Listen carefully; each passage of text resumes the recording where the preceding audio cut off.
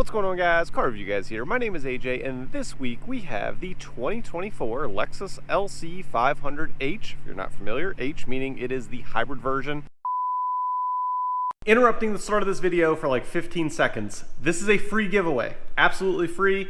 Comment down below to enter and subscribe. 3 items will be given away. It will be the S403 model, 4K 60 frames per second dash cam. Totally free. Once again, be sure to check out the link down below. Also, if you want to buy one, if you don't get it, I will be shipping them to you. But again, you have to comment. So without further ado, let's get back to this video,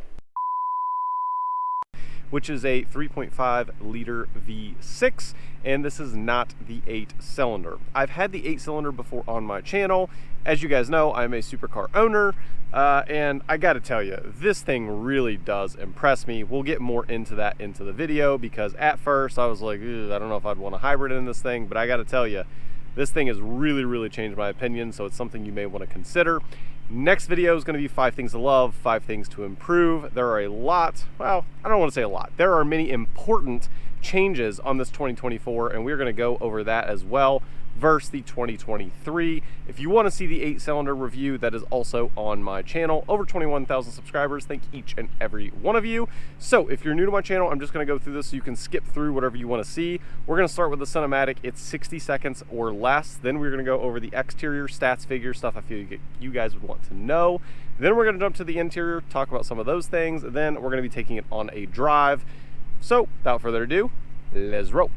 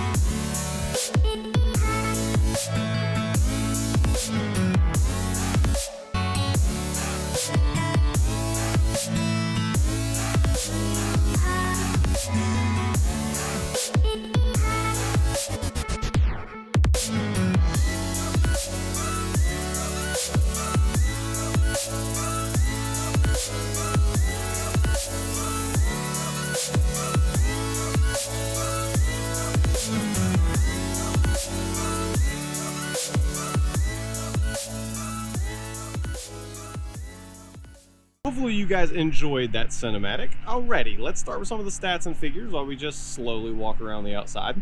This LC500H is a 3.5 liter V6 pushing 354 horsepower, and it's got 369 pound-feet of torque. Transmission is a multi-stage. It is all new, and it's pretty interesting. I am no engineer, so don't shoot me if it's wrong. My understanding is it's basically a 4-speed auto with a CVT, so basically in conjunction. So it basically acts like a 10-speed automatic, and I will say the shifts are very snappy, almost like a DCT. Now, drivetrain is rear-wheel drive only. Curb weight's coming in at around 4,420 pounds, so it's not very light. However, it's pushing it in 0 to 60 in about 4.7 seconds. And while some are definitely going to be noting, oh, that's not that quick, that's not what this car is all about. It is super luxurious, very soft ride, and you could drive this car anywhere in the country and be super comfortable. MPG is 26 city, 33 highway, with a combined average of about 29 MPGs. And the gas tank is quite large, 22.2 gallons. So you could drive quite a ways on the freeway in this thing, which is very impressive. Width, you are looking at around 6.3 feet, and the overall length is 15.6 feet, and your ground clearance is 5.5, which is nice because getting in and out of your everyday places with this potentially being a daily driver is very nice. You don't have to worry about scraping and all of that stuff, which is great. Price starts at around 103.1 for just the LC500H. The one today is a bespoke edition with a few options. So tester today is looking at 113,350, including the destination charge.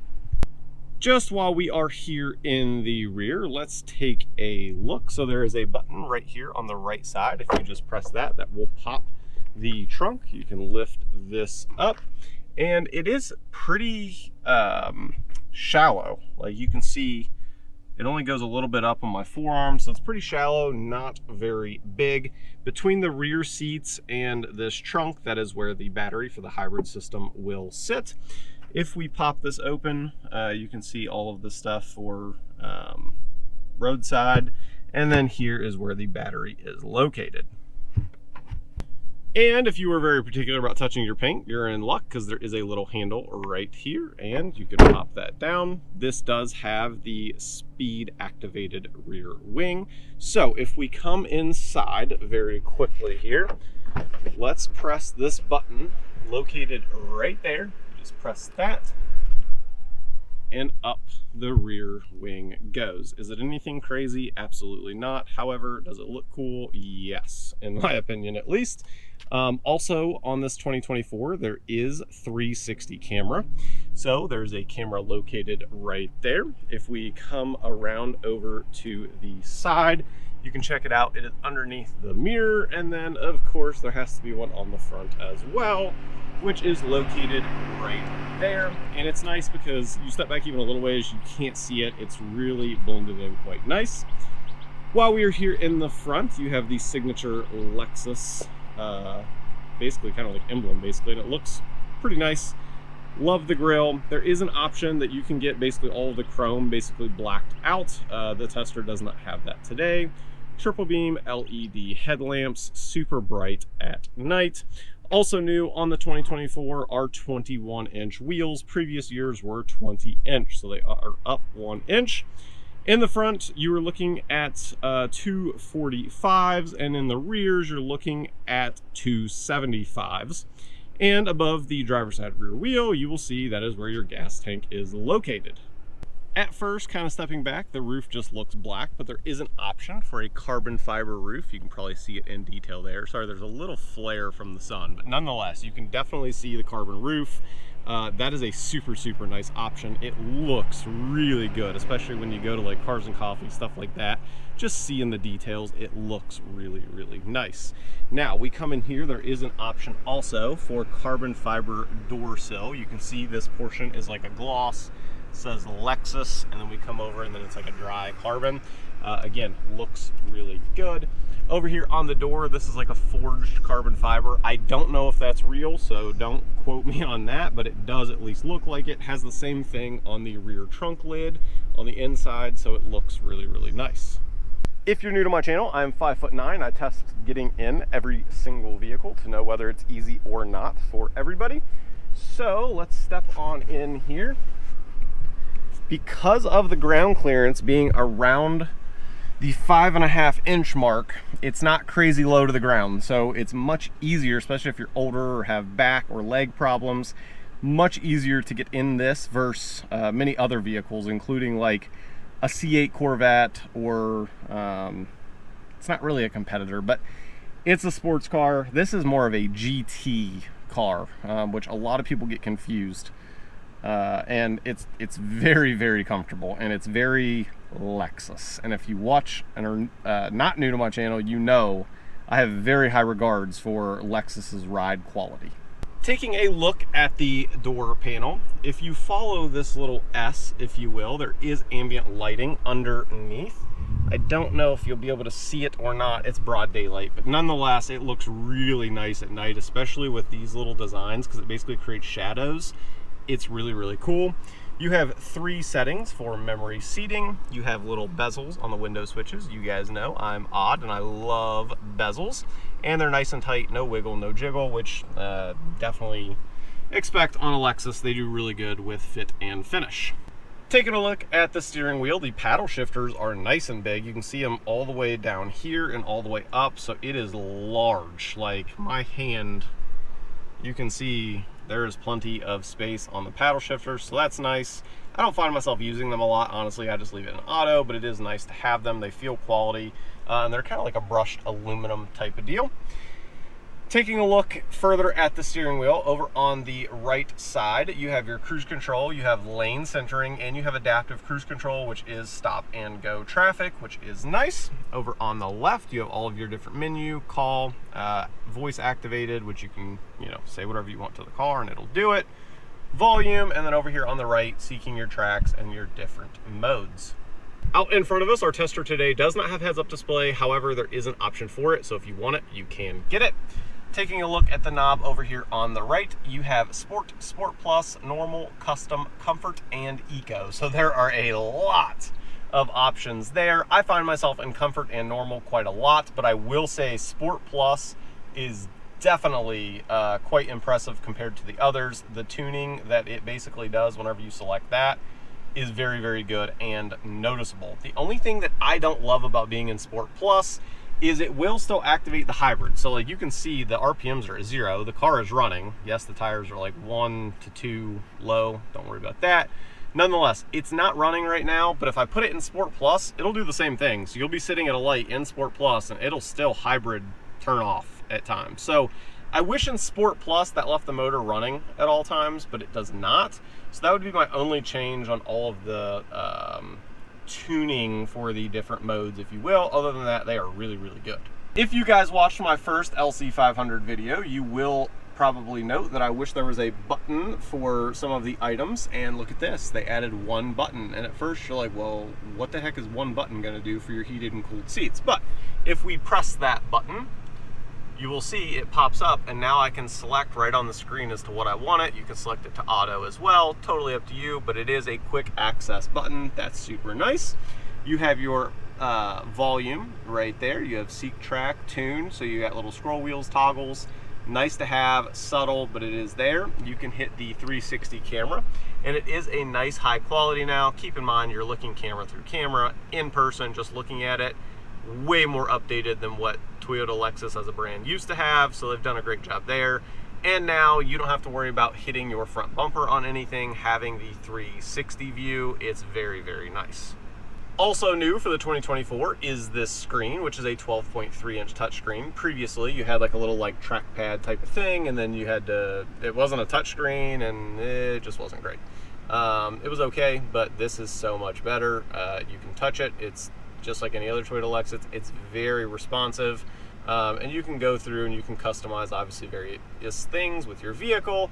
We're not going to go through all those details. That's more like if you just want it, buy the vehicle and then you can go through all of that stuff. I just point out stuff that is new and definitely neat. Other than that, pretty standard touchscreen. But super nice that they now have this in the LC500 and the hybrid. Up above, we do have your garage buttons with an auto dimming mirror. We have a suede like Alcantara headliner, which is also really nice. And then coming down below, this basically just slides forward, and then you can hit this, it'll come back. It's kind of like a cup holder. You also have one up here, and then this opens up, and you can fit probably one tissue box in there is my guess. USB-C, USB-A, and a few other things as well. And as I said, this is a bespoke edition, so you can see it's got the stamp Lexus LC bespoke build. You also get some paperwork with it as well, so it feels a little bit more special whenever you are an owner. As far as the seats go, they are really comfortable. Again, I'm 5'9", like 160 pounds. It's definitely snug, like as far as like the bolsters go. So if you're much bigger than me, it may not be the most comfortable, but as far as like headroom, there is a ton of space. I've probably got a good 4 inches, 3.5 inches up there. And of course you can adjust the seat for that. So, and I do lean back just a little bit. Like some people love sitting like straight up and down. I don't, so that kind of gives you an idea there. As far as the back seat, you should have small children, and that's about all that's fitting back there. I'll just hold the camera back there. I don't know if you can see. Nonetheless, it looks really nice, and I'm sure if you are very small, you could fit back there, but yeah, it's in the Camaro Mustang category as far as that goes. Not all that useful, to be honest. I think that's going to wrap up the interior and everything. So I think where this vehicle definitely shines is out on the road. And I did not necessarily expect that coming into this. So let's get it out on the road so I can show you some of the things that it can do. Before we get into all of the details, let's go over very quick and do a quick 0 to 60. Just a quick 0 to 60. Here we go. To the floor. I mean, it moves. It's not slow. As you just saw, it's really no slouch. I mean, it is not a slow vehicle. There are so many people and so many other reviewers that I've seen that kind of dog on the hybrid. And now I understand if you are just wanting the sound portion, right? You want the 8-cylinder. I have a clip of the 8-cylinder stock. It's a short, and it actually has pretty good views for my size channel. It's like 250,000. It sounds incredible for a stock exhaust. I mean, if you put an aftermarket exhaust on a V8, it sounds incredible. So if you're just wanting the sound, and that's the main thing you want, I understand why you would want to go to the 8-cylinder.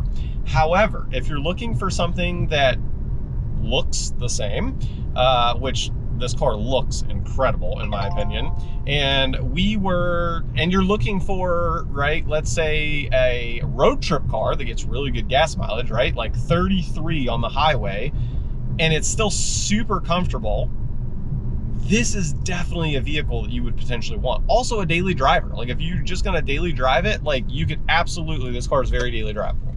Like a Lamborghini Huracan, not daily drivable. I mean, if you do, good for you, but it is not a comfortable car. It's cool, not comfortable. This, super, super comfortable. Same thing with a C8 Corvette. It's decent, not as comfortable as this. This, I could daily drive it every single day. The seats are comfortable, getting in and out isn't difficult. The front lip isn't too low. You've got all the amenities, lane centering, adaptive cruise control, heated, cooled seats, like, it's just a super comfortable everyday car. Furthering on that point, talking about some of the noise or lack thereof, which is a good thing, in this vehicle, I have 3 categories. You get tire noise, you have wind noise, and then you have powertrain noise. Outside the vehicle, you can actually hear the hybrid a decent amount, like the battery portion of it. It's got like a hum to it, which isn't all that surprising. Man, this thing does move. That's just impressive. Let's put it back in, let's go to comfort actually. But nonetheless, also as far as tire noise goes, silent. The powertrain inside the vehicle, you literally almost can't hear it. Now you can hear the motor upon full acceleration, obviously. But then as far as tire noise goes, can't hear it. And as far as the wind noise goes, it is silent. Like, listen, there's one more car, here we go. Like it's just quiet and refined. It's so smooth. The other thing with like noise / comfort is suspension. We're coming up to our cattle guard. We do it every week, every press vehicle, so you can see how much I move and / how quickly it settles, and listen to the noise. So here we go.